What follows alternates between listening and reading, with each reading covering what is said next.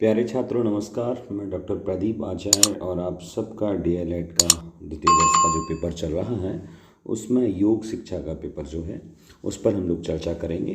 2022 का रहेगा, तो इस चैनल को सब्सक्राइब कर लीजिए। योग शिक्षा में कैसे क्वेश्चन आएंगे, शुरू करने से पहले ये समझ लें ये मॉडल पेपर है। 25 नंबर का पेपर रहेगा, 3 घंटे मिलने वाले हैं, तो लिखना बहुत रहेगा, भले ही कम या छोटा क्वेश्चन हो। और योग में इतना लिखने को रहता है क्योंकि अथाह अगाध इसमें है। तो आइए देखते हैं क्वेश्चंस क्या होंगे। पहला क्वेश्चन, योग शिक्षा के लक्ष्य और उद्देश्य। बहुत सरल क्वेश्चन है।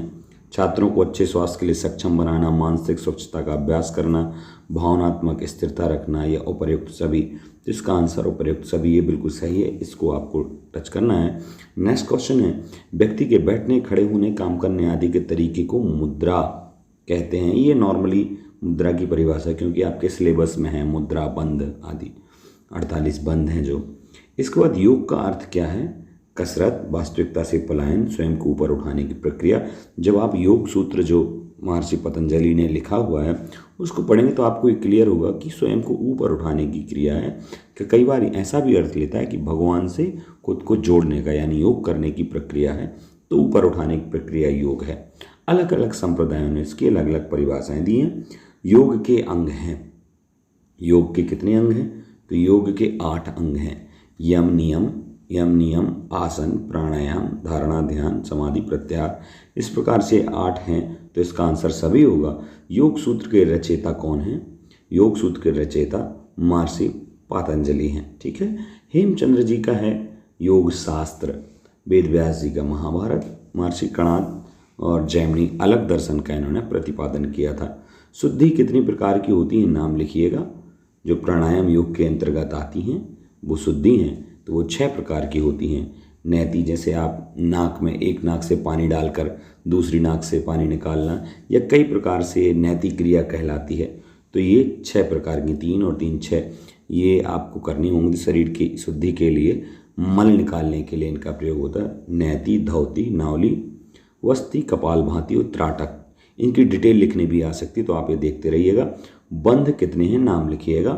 बंध कितने हैं? तो ये बॉडी के ही पार्ट्स में सिस्टम की ही बात है, तो ये 5 होते हैं मुक्तम, मूल बंध, उड्डयन बंध, जालंधर बंध, बंधत्रय और महाबंध। इनका डिटेल लिखने भी आ सकता है। योगाभ्यास के सिद्धांतों का वर्णन कीजिए।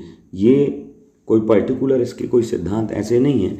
आप जैसे योग अभ्यास करते समय ढीले कपड़े पहनना या फिर खाली पेट रहना, और क्या टाइमिंग करना, किस जगह पर करना, खुले प्रकाश में करना, सूरज की रोशनी में करना, और उसके बाद कितनी देर तक करना। आयुर्वेद में या चरक संहिता में इसका ये भी बताया कि कब तक हमें ये करना चाहिए, जब तक आपकी सांस गले तक ना आ जाए। तो इस प्रकार से सिद्धांतों का सारा वर्णन करना होगा। प्राणायाम शब्द का अर्थ बताकर उसकी 3 क्रियाएं लिखना है। तो प्राणायाम शब्द का अर्थ प्राण और आयाम है, सांस लेना, निकालना, रोकना आदि की क्रिया है, धीमे आदि करके उसकी प्रक्रिया है। और प्राणायाम की 3 क्रियाएं हैं, पूरक क्रिया, कुंभक क्रिया और रेचक क्रिया। ठीक है। प्राणायाम के प्रकारों के नाम लिखते हुए वर्णन कीजिए। तो प्राणायाम के कई प्रकार हैं, पर उसमें कई बार 8-9 ऐसी चर्चा होती है। तो प्राणायाम के कुछ मुख्य प्रकार हैं: नाड़ी शोधन प्राणायाम, शीतली प्राणायाम, उज्जाई प्राणायाम, कपालभाति प्राणायाम। 4 तो यही हो गए। डिग्र, भस्त्रिका, वाह, भ्रामरी प्राणायाम, ये सब प्राणायाम के प्रकार हैं। योग के आसन कौन कौन से हैं? तो यम नियम आसन, प्राणायाम प्रत्याहार, धारणा ध्यान। प्राणायाम प्रा और प्राणायाम प्रत्याहार, धारणा ध्यान, धाधा हो गए, 4 ही हो गए।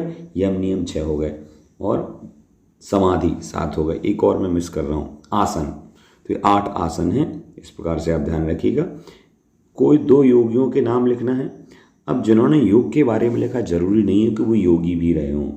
महर्षि विवेकानंद का भी, स्वामी विवेकानंद का भी नाम आ सकता है, या फिर अभी बाबा रामदेव का भी नाम आ सकता है। पर अगर पुराने योगियों की बात करें तो स्वयं महर्षि पतंजलि हैं। जो महर्षि हुए हैं वो योगियों के अंतर्गत आएंगे, यानी या महर्षि वाल्मीकि हैं।